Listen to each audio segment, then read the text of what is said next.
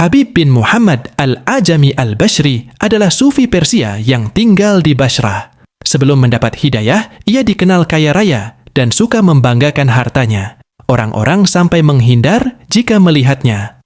Salah seorang sufi besar dalam peradaban Islam, Fariduddin Attar, menceritakan kisah pertobatan Habib al-Ajami dalam karyanya yang berjudul Tazkiratul Auliya. Buku ini diterjemahkan Kashif Ghoibi dari Muslim Saints and Mystics, Episode from the Tadhkirat al-Auliya, Memorial of the Saints.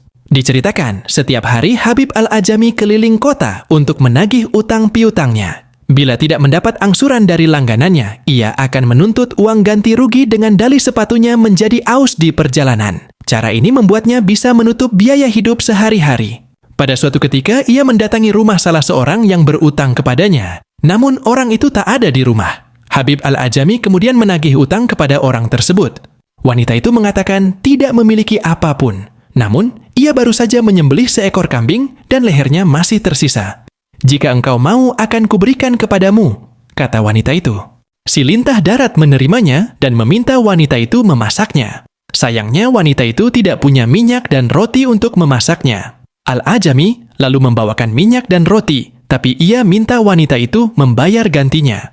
Wanita itu kemudian memasak daging. Setelah matang dan hendak dituangkan ke mangkuk, datanglah seorang pengemis. Pengemis itu memohon agar Al-Ajami memberikan makanan kepadanya. Habib al-Ajami yang melihat itu lantas menghardik si pengemis. Bila yang kami miliki kami berikan kepadamu, engkau tidak akan menjadi kaya, tapi kami sendiri akan menjadi miskin.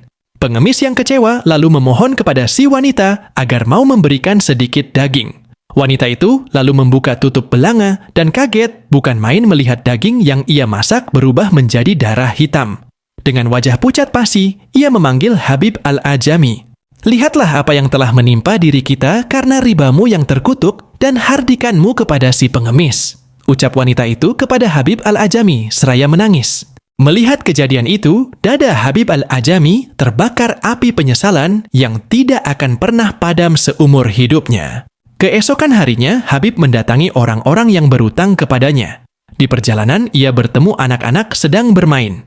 Ketika melihat Habib, anak-anak itu berteriak, "Lihat, Habib lintah darat sedang menuju ke sini, ayo kita lari. Kalau tidak niscaya debu-debu, tubuhnya akan menempel di tubuh kita, dan kita akan terkutuk pula seperti dia." Kata-kata itu sangat melukai hati Habib al-Ajami sampai-sampai ia terjatuh terkulai. Habib pun bertobat kepada Allah Subhanahu wa Ta'ala. Ia lalu membuat pengumuman siapapun yang menginginkan hartanya bisa datang dan mengambil semaunya. Orang-orang lalu berbondong-bondong ke rumah Habib al-Ajami hingga harta bendanya habis semua. Sampai-sampai saat masih ada orang yang datang, ia memberikan cadar milik istrinya sendiri dan pakaian yang ia kenakan.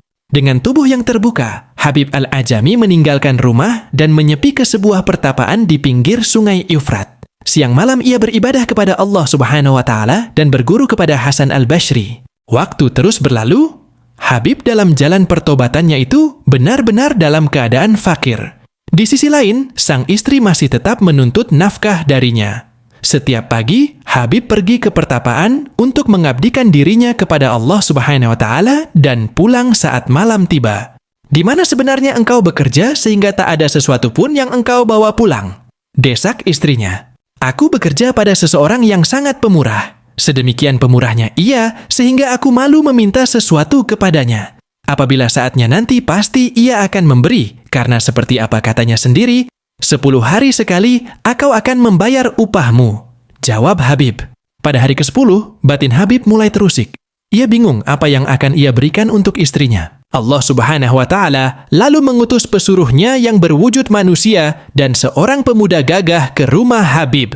Utusan itu membawa gandum sepemikul keledai, yang lain membawa domba yang dikuliti, dan yang lainnya membawa minyak madu, rempah-rempah, dan bumbu-bumbu.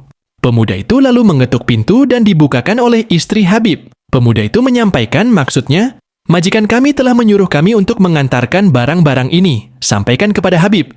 Bila engkau melipat gandakan jerih payahmu, maka kami akan melipat gandakan upahmu." Setelah itu pemuda itu pergi. Pada sore hari, Habib pun pulang dengan perasaan malu dan sedih karena tidak bisa membawakan apapun untuk sang istri. Ketika hampir sampai rumah, ia mencium bau roti dan masakan-masakan. Sang istri dari kejauhan menyambut kedatangannya dengan lembut, sesuatu yang tak pernah ia lakukan sebelumnya. Sang istri lalu menyampaikan kedatangan pemuda atas perintah majikannya mengirimkan makanan itu dan menyampaikan pesannya. Mendengar itu, Habib terheran-heran. Sungguh menakjubkan. Baru 10 hari aku bekerja, sudah sedemikian banyak imbalan yang dilimpahkannya kepadaku? Apa pula lah yang akan dilimpahkannya nanti? Ujar Habib. Sejak saat itu, Habib Al-Ajami memalingkan dirinya dari urusan dunia dan fokus beribadah kepada Allah Subhanahu wa Ta'ala. Lintah darat itu memilih jalan sufi. Keajaiban-keajaiban pun berdatangan. Doa-doa Habib mustajab dan Allah Subhanahu wa Ta'ala memberikan karamah kepadanya yang tiada henti. Wallahu a'lam.